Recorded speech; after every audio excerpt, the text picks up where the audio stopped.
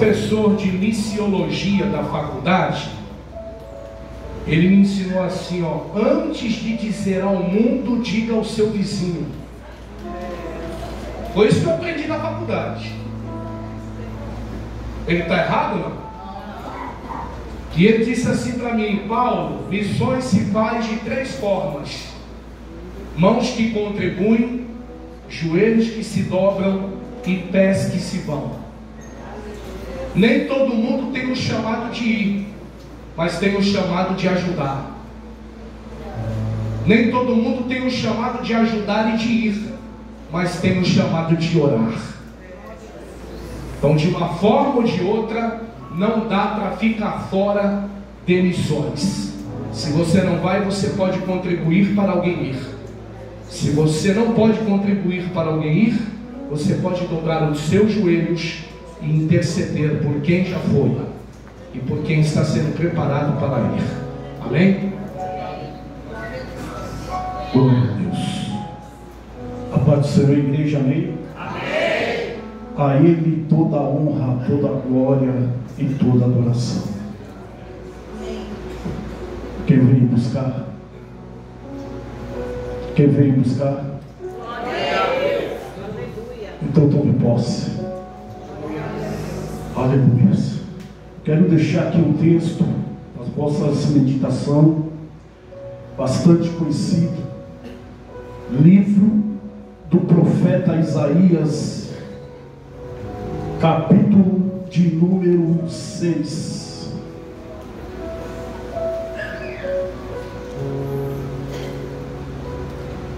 No ano em que morreu o rei Uzias,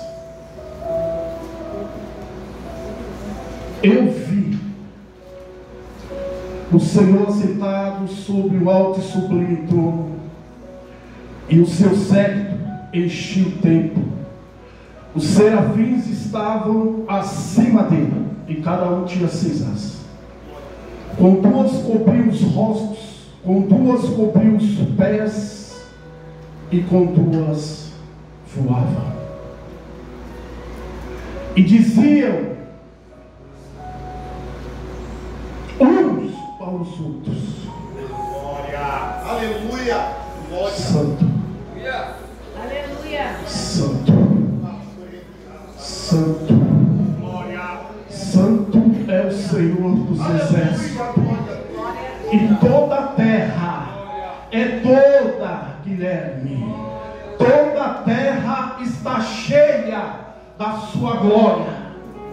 Aleluias. Louvado seja o nome santo do Senhor. Isaías afirma que no ano em que morreu o rei Uzias, o moço que assumiu o reinado com 16 anos, aproximadamente no ano de 740 antes de Cristo, teve um reinado promissor, reinou por 55 anos. Aleluias. Porém, teve um deslize. Ao entrar dentro do templo para queimar incenso, que a ele não era permitido, só aos filhos de Arão, porque era um sacerdote. Aleluia. E foi cometido de uma lepra e morreu. É preciso às vezes alguém morrer para que o Senhor venha realizar na minha e na tua vida aquilo que Ele tem para fazer. É necessário que se faça isso. Isaías, ele é bem claro em dizer que ele viu, ninguém contou e ele não viu. Ele diz: eu vi o Senhor sentado sobre um alto e sublime trono. O que é sublime? É algo glorioso. Aleluias. É algo único. algo que não existe aqui na terra. Aleluia! É solar, é solar. Louvado e agradecido seja o nome santo do Senhor. E ele diz assim: os serafins estavam acima dele, e cada um tinha 6 asas, com 2 cobriam os rostos, com 2 cobriam os pés, e com 2 voavam. O que é serafins? São anjos abrasadores,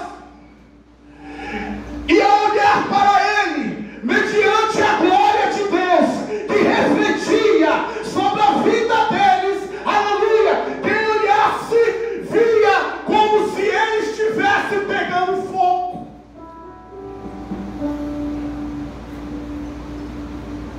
Aleluias. E há pessoas na face da terra, há homens mortais que se titulam rei. Mas João, quando a ele foi dado o privilégio de escrever o livro das revelações, no seu número, do capítulo 19, o verso 16, pastor, ele diz assim: no seu manto está escrito, e na sua coxa, Rei dos Reis e Senhor dos Senhores. Aleluia! É esse Deus que está aqui, é este Rei que está aqui, e ele te trouxe aqui esta noite para dizer para você que o trono não está vazio, e o Senhor olha para você, e você, se crer, não irá sair da forma que entrou, mas com a tua vitória nas tuas mãos. Que Deus nos abençoe.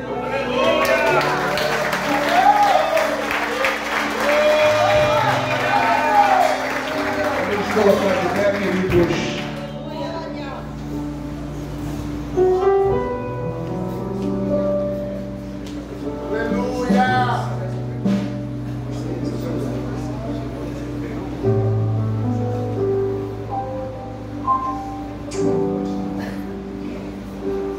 Pelo Novo e Vivo Testamento, hoje nós não precisamos mais de intermediários para termos acesso direto à presença dele. Antigamente isso se fazia por intermédio do ministério sacerdotal. O acesso depois da cortina do tabernáculo, só o sumo sacerdote. Nem o sacerdote tinha acesso depois da cortina. Antes da cortina era o sacerdote, depois da cortina era o sumo sacerdote. Era uma hierarquia espiritual designada pelo próprio Deus, que dava o direito dessa acessibilidade à Arca da Aliança, que era a maior representação da presença de Deus entre os homens. Mas quando Cristo deu a sua vida no Calvário voluntariamente, esse véu rasgou-se, não de baixo para cima, mas de cima para baixo. Por quê? Porque tudo que começou em cima, não começou embaixo. Então nós vamos adorar o Senhor e declarar nesse hino que nós temos autoridade, liberdade de entrarmos no Santo dos Santos. Eu quero que você olhe para a pessoa do seu lado e diga: não converse comigo agora, por favor. Se você conversar comigo, eu vou te ignorar. Só abre a boca para falar comigo se for algo de Deus.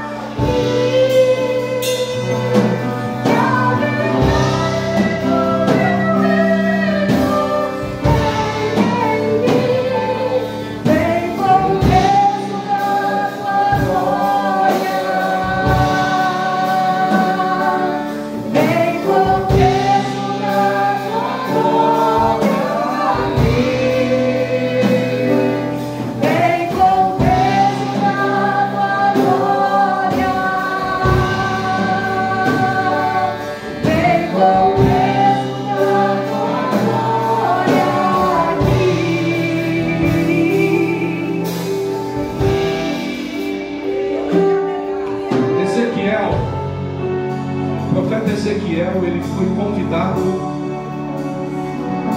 a sair da margem onde ele estava e avançar. É essa a proposta que Deus sempre apresentou para o homem que o conhece, principalmente aqueles que foram chamados, vocacionados para realizar uma obra nessa terra. E Deus disse: Ezequiel, se você ficar na margem, eu vou respeitar. Só que eu quero dizer para você que você pode avançar um pouco mais. Você pode se envolver um pouco mais. Você pode se entregar um pouco mais. Olha o oceano que eu tenho para você. Se você viver às margens, eu não garanto para você me aproximar de você e fazer com que você viva coisas que você nunca viveu na sua vida. Eu estou te dando liberdade para a gente viver algo diferente. E Ezequiel aceitou o desafio. E é o que nós precisamos fazer: mergulhar no oceano do Espírito, navegar no oceano do Espírito, sentir essa presença gloriosa nos mover. Porque, irmãos, eu vou dizer algo aqui muito sério. Nesses últimos dias que nós estamos vivendo, quem não se encher do Espírito Santo não vai permanecer. Culto é uma bênção, mas não resolve a vida de ninguém. Esse momento aqui vai acabar e você vai voltar para casa para a tua realidade. E só a presença dele é que nos ajuda a viver uma novidade de vida todos os dias. Olha para o teu irmão e diga: vamos navegar nesse oceano. Deixa o Espírito Santo te envolver. Eu navegarei no oceano do Espírito, e ali adorarei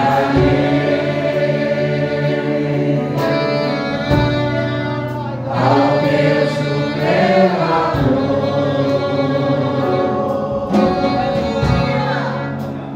Eu navegarei no oceano do Espírito. Vai enchendo o Espírito Santo. E aí adorarei. Vai movendo o Espírito Santo. Ao Deus do meu amor. Vai batizando nesta noite, Espírito Santo. Espírito, Espírito, desce como fogo nessa noite. E desce como fogo. Aleluia. É como em Pentecoste. E enche-me de novo. Deus, a paz do Senhor para os irmãos. Pode tomar assento. Glória a Deus. Atos dos Apóstolos, capítulo de número 10. Eu quero dizer para os irmãos que eu serei breve em algo que o Senhor pôs no meu coração nessa noite. Tudo aquilo que foi realizado nessa noite, neste lugar, eu creio que é a ação do Espírito Santo de Deus neste lugar.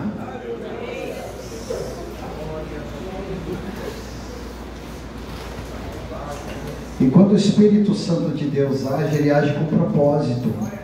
Deus não age sem propósito. Nós não chegamos aqui, tudo que foi falado aqui, que seja de missões, os hinos que foram entoados, tudo tem um propósito, porque Deus não trabalha sem propósito. E na ministração aqui, no louvor, na adoração, o Espírito Santo bradou muito forte, dizendo que quem prepara o cenário é o Espírito Santo. E quando o Espírito Santo prepara o cenário, o homem não precisa nem fazer mais nada, porque já está feito. A palavra já está no coração, o Espírito já trabalhou. E a gente, se saísse daqui agora, já estaria satisfeito de ver o que Deus fez nesse lugar. Existem dois tipos de pessoas que vêm à casa de Deus. Uma é aquela que vem para receber, e não está errado. Ela vem para receber, ela faz como Jacó: eu não vou te largar enquanto tu não me abençoar, eu preciso de uma bênção, eu não vou desistir, eu preciso. Então esse é um tipo de pessoa. E também existe aquele outro tipo de pessoa que ela vem para oferecer, ela vem para dar, ela vem para agradecer, ela vem para ser grato por tudo aquilo que Deus fez e está fazendo na vida, na sua vida.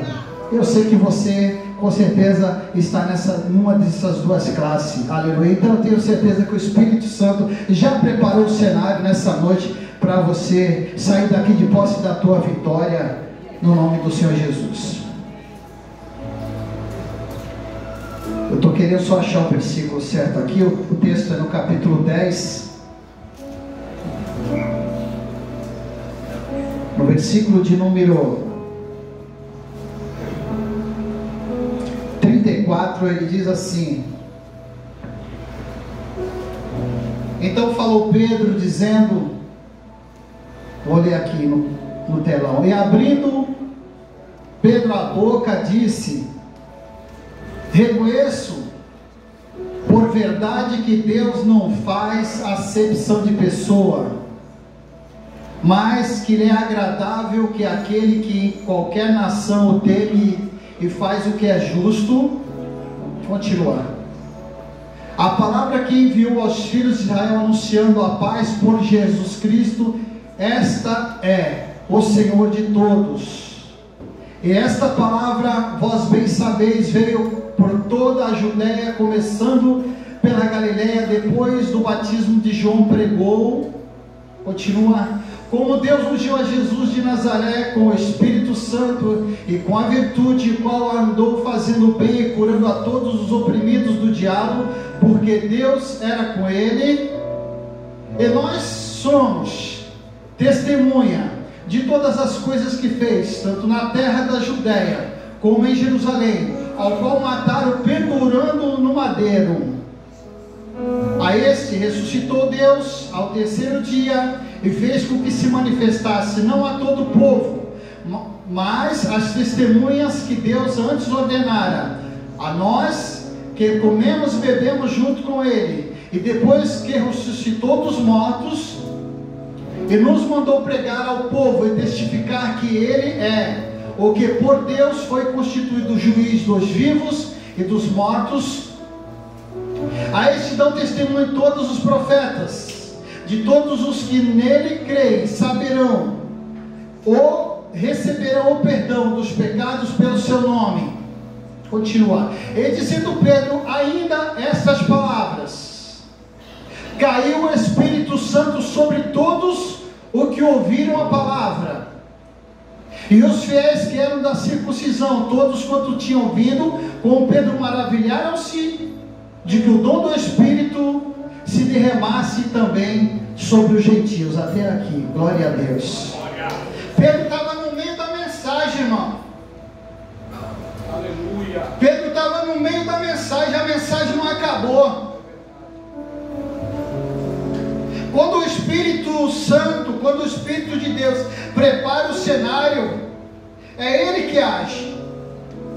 E a palavra é simples, e Ele está conduzindo a palavra. E no meio da mensagem, o que acontece? Cai o Espírito Santo. É o que aconteceu nessa noite aqui neste lugar. A coisa está fluindo. De repente parece que ele está saindo um pouquinho fora. Pode estar saindo fora do controle do homem, mas não do controle de Deus. Porque ele, quando conduz, aleluia, ele sabe o que faz. Cornélio é temente a Deus. Cornélio não é crente, não conhece Jesus, mas é temente a Deus. E Cornélio está orando. Cornélio está orando, fazendo suas esmolas a Deus. A Bíblia diz que ele era temente a Deus, mas não conhecia Jesus. E de repente o Senhor aparece ele numa visão. Um anjo aparece e se manda chamar Pedro. E Pedro, por sinal, também está orando em outro lugar, em outro ambiente. Também está orando. E de repente ele vê aquela visão que os irmãos conhecem. Ele vê aquele lençol, vê aquele monte de animais. E alguém diz para ele: se come. E aí Pedro fala: não vou pôr nada disso em minha boca, nunca pus coisa imunda na minha boca. E o Espírito Santo de Deus diz assim: não fala que é imundo aquilo que eu tornei puro, não fala que é imundo aquilo que eu santifiquei. Deus, ele trabalha, um está orando num lugar, o outro está orando em outro lugar. Pedro precisava ser trabalhado antes de ministrar, porque Pedro era judeu, e ele tinha esse conceito muito forte de que ele não poderia se dirigir a outra pessoa, nos seus próprios judeus.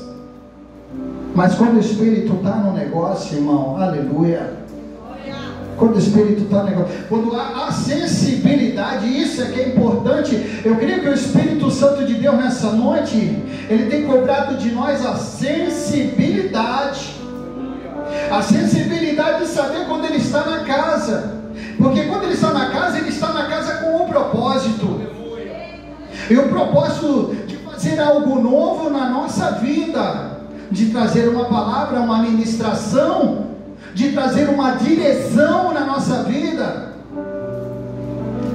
E quando ele está no controle, quando ele está na direção, e quando ele prepara o roteiro, o homem ele não precisa fazer muita coisa, porque Pedro não falou muito. Pedro falou pouco. E o Espírito Santo, o que ele fez? Ele agiu através da vida de Pedro. O Espírito Santo quer agir através da tua vida também. Aleluia. E a sensibilidade é uma coisa extraordinária. Eu estava aqui nessa noite, o Espírito Santo de Deus bradando no meu coração algumas coisas que aconteceram, baseado nesse texto, porque eu creio que Deus faz desse jeito. Eu creio que Deus faz assim: uma alma está orando lá atrás, lá longe, uma alma está clamando lá longe, ele não entende muita coisa, mas ele está clamando, e Deus pega e move o coração do homem para levar a palavra. Ele faz essa união. Eu creio que Deus faz isso. Eu me recordei que alguns anos atrás, nessa rua aqui, exatamente nessa rua ao lado, naquela esquina ali, que hoje tem a Pedra Viva, aí nessa esquina. Eu entrei, trabalhava de lotação, e eu peguei um passageiro. Esse passageiro, ele tinha um afundamento no crânio muito grande. Ele sentou do meu lado, eu era motorista, ele sentou do meu lado, e eu estava escutando um louvor dentro da van, e eu dirigindo. O passageiro ouviu o louvor e falou: você é crente? Aí eu olhei para ele e disse: graças a Deus. Aí eu também aceitei Jesus. Aí eu falei assim, né, curioso, eu falei: desculpa eu perguntar, o que foi esse afundamento? O que você tem? Ele falou assim: isso aqui, quando eu estava perdido, eu estava embriagado e numa confusão, bêbado, pegaram um bloco e acertaram no meu crânio, e eu fui tido como morto. Fui para a UTI, sem tanto tempo na UTI, mas a minha mãe estava orando por mim, e minha mãe orando por mim e tal. E aí eu sei que eu consegui sair da UTI, aceitei Jesus e hoje eu sirvo ao Senhor. Aí eu, glória a Deus, ali no carro, irmão, o Espírito Santo de Deus tomou ali no carro, ele ali, os passageiros atrás, nós dando glória, falando das coisas de Deus. E aí ele desceu no seu ponto, eu feliz da vida, pelo testemunho de ter ouvido aquilo que Deus fez. Passado uns 2, 3 meses depois, essa Mascarenhas foi fechada, e os carros, as lotações que vinham da área continental obrigatoriamente desciam nessa rua e desviavam. E quando eu passei na esquina, eu vi aquele rapaz sentado na esquina com outras pessoas embriagadas, moradores de rua. E quando eu passei, que eu olhei 2 vezes. Quando eu olhei a segunda vez, eu falei, não é possível. Ele estava embriagado, jogado na calçada, deitado com os outros. E aquilo bateu uma tristeza muito grande no meu coração, de ver aquela cena. E eu olhando para ele, ele nem me viu. Eu passei com a van e fui embora. Mas a tristeza foi muito grande de ouvir aquele testemunho, de ver o que Deus fez, e depois de alguns dias ver ele naquele estado. Fui embora, muito triste. Passado alguns dias, aos 15, 20 dias depois, a rua já tinha corrigido, nós já estávamos trafegando pela Mascarenha, e por volta da 1 da tarde, meu irmão me rendeu. Eu entrava às 5 da manhã e saía às 1 da tarde, ele me rendeu, e eu desci da lotação. Quando eu desci da lotação, eu estava barbudo, e um dia muito quente, suado, muito sujo do pó.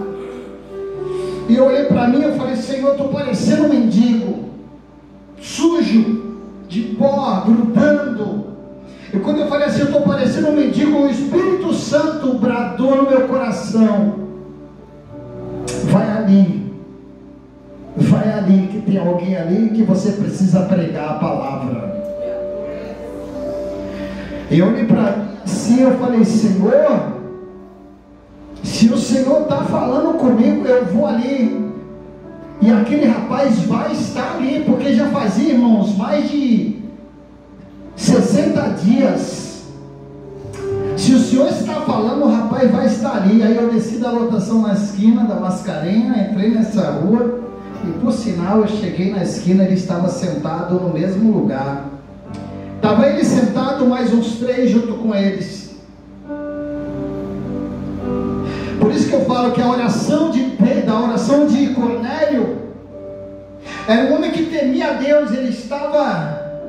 Ele não conhecia Jesus, mas ele temia a Deus. E Deus sabe como une, como faz para Jesus chegar aonde tem que chegar. E quando eu cheguei naquela esquina, eu percebi que tinha uns 4 bêbados. Eu me aproximei deles, olhei para eles assim e falei, oi, tudo bem? Eles, tudo bem? Aí eu falei, posso sentar junto com vocês? Aí ele falou, claro, eles são receptivos. Ele estava com aquelas garrafinhas, quer? Eu falei, não. Peguei uma pedra, pus uma pedra aqui, sentei do lado dele. E eu sentado do lado dele, eu olhei para ele, eu falei, você está me reconhecendo? Ele falou assim, não, mas embriagado. Eu falei, você não está me reconhecendo? Não. Eu falei, sou aquele rapaz que estava na lotação há 2 meses mais ou menos atrás, e você sentou do meu lado, e nós começamos a falar das coisas de Deus. E quando nós falávamos das coisas de Deus, o Espírito Santo de Deus testificava. Aí ele olhou para mim, ele deu aquele sorriso meio sem graça e falou, eu lembro. Aí ele falou assim, pois é, então eu quero dizer uma coisa para você. Eu desci ali, o Espírito Santo de Deus falou assim, ó, vai ali e leva a palavra para o meu servo. E eu falei, Senhor, se tu tiver no negócio, ele vai estar lá, e você está aqui. E eu estou aqui para dizer uma coisa só para você. Quando eu te vi nessa situação, eu fiquei muito triste. Muito triste. Agora eu vou dizer uma coisa, eu não te conheço. Se eu que não te conheço, estou muito triste, eu fico imaginando o teu Pai que está no céu. Quando eu falei isso, ele abaixou a cabeça e começou a chorar. Mas você percebe que, você sabe quando o bêbado está chorando porque está embriagado, mas você percebe quando a embriaguez sai toda da pessoa, e você percebe que a pessoa caiu em si, e quando ele caiu em si, o pranto que ele começa a prantear ali naquele momento, era um pranto de quem está consciente, de que ele está no lugar errado. E eu falei, se eu não te conheço, estou nessa situação triste, quanto mais o teu pai, aquele que te resgatou, aquele que te tirou da UTI. E as lágrimas começaram a descer. Naquele momento ele chorou, já totalmente lúcido da embriaguez. Eu falei assim, volta para a casa do teu pai, porque Deus, ele tem um plano na tua vida. Eu me levantei e fui embora e não vi mais ele. 15 dias depois eu congregava aqui na Alexandria, a 2 ruas aqui para trás. Acabou o culto, uma irmã dos novos convertidos me procurou. Pai do Senhor, eu preciso te dar uma notícia. Você lembra do fulano de tal? Eu falei, não. Aquele rapaz, um que tem um problema aqui. Eu falei, sim, lembro. Ele mandou te dar a paz do Senhor, que ele está de volta na casa de Deus. Aí eu fiquei muito alegre, irmão, de saber que o Espírito Santo de Deus trabalhou ao favor daquela vida. E aí ele se reestabeleceu. Ele falou assim, se Deus quiser, vocês ainda vão se encontrar. Passou 15 dias depois, a irmã me procura novamente. Ela vem até mim e fala assim, eu tenho uma notícia triste, mas eu tenho uma notícia alegre. O que foi? Sabe aquele rapaz? Sim, aquele rapaz, Jesus recolheu ele, e ele foi morar com o Senhor. Mas a notícia alegre que foi, ele partiu no Senhor. A mãe dele foi acordar ele na cama, servindo o Senhor, foi acordar, quando chegou lá, ele estava dormindo no Senhor. Então ele não partiu perdido, ele partiu no Senhor. Então o Espírito Santo de Deus trabalha em nós. E nessa noite eu tenho certeza que Ele não te trouxe aqui em vão. Ele tem os seus propósitos. E quando Ele prepara o cenário, não precisa muita coisa para Ele operar o que Ele tem de operar. E que nessa noite o Espírito Santo de Deus, aleluia, que está entre nós, que com as poucas palavras de Pedro foram suficientes para que ele descesse naquele lugar e não só batizasse aqueles que estavam, não somente a vida de Cornélio, mas todos aqueles que estavam presentes naquele lugar, porque todos aqueles que estavam presentes naquele lugar tinham propósito diante de Deus. Então seja sensível ao Espírito Santo de Deus, seja sensível à voz de Deus, porque Deus não quer só fazer na tua vida, mas Ele também quer fazer através da tua vida. Eu agradeço a oportunidade em nome de Jesus.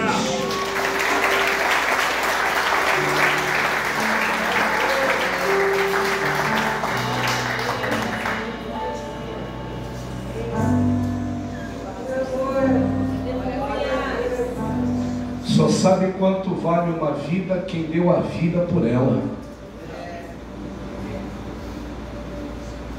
E Deus é capaz de fazer qualquer coisa para tirar um homem das garras de Satanás. Não é isso? O que Deus teve que fazer para que você estivesse aqui hoje? Nós. E o maior milagre não é estar aqui, é permanecer até o último dia de vida na presença dEle. Esse é o maior milagre, uma vida inteira para Jesus. Eu sempre digo isso, que milagre não resolve a vida de ninguém não, que resolve a palavra. O cara foi curado e voltou para a cachaça, recebeu o livramento e voltou. Aí Deus, amoroso, misericordioso, diz, vai lá que eu quero. Não é isso, Diamantino? Nós temos quantas pessoas que não são evangélicas estão nos visitando hoje? Levanta a mão que eu quero conhecer. Tem o Butch ali, O Buti já é e acha que não é, mas já é. Você não é ainda? Ou está afastado? Está afastado?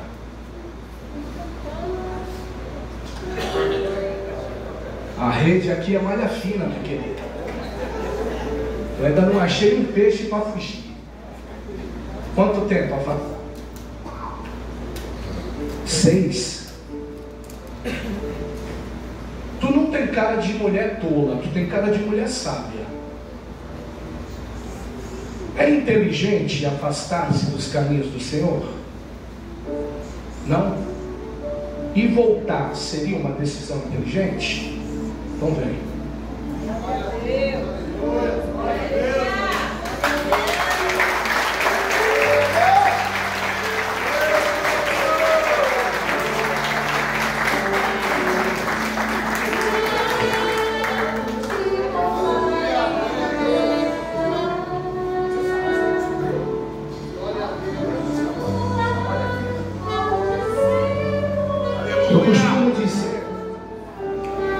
Eu costumo dizer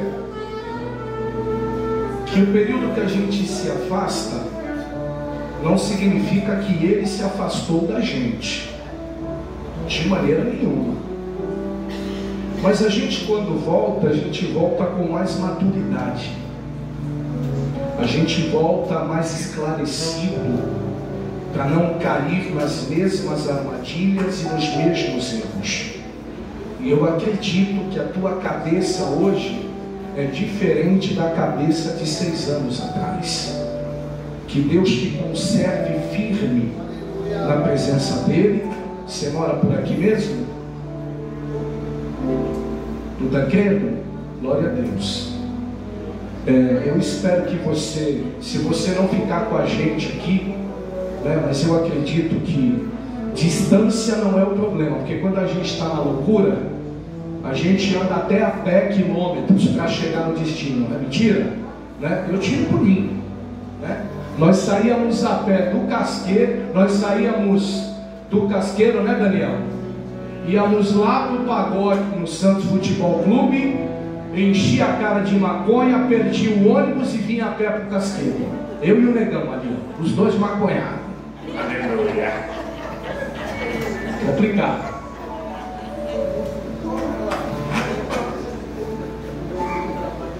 A senhora também não é evangélica? A senhora? Vou estar atrás aí. Tudo bem com a senhora? Não é crente ainda?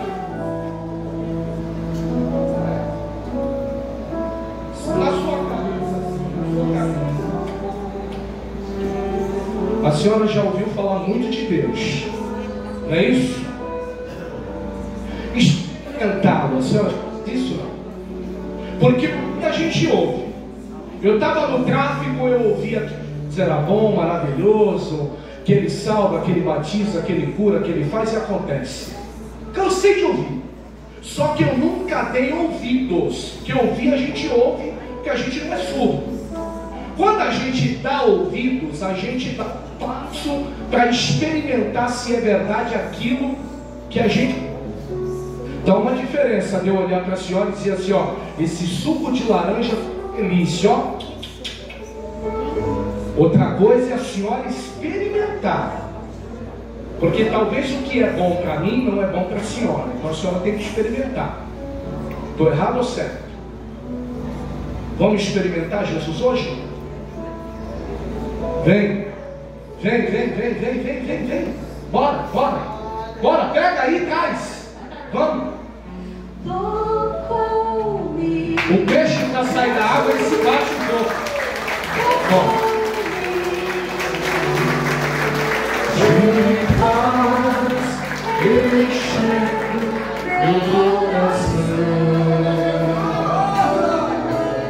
Melhor coisa que tu está fazendo.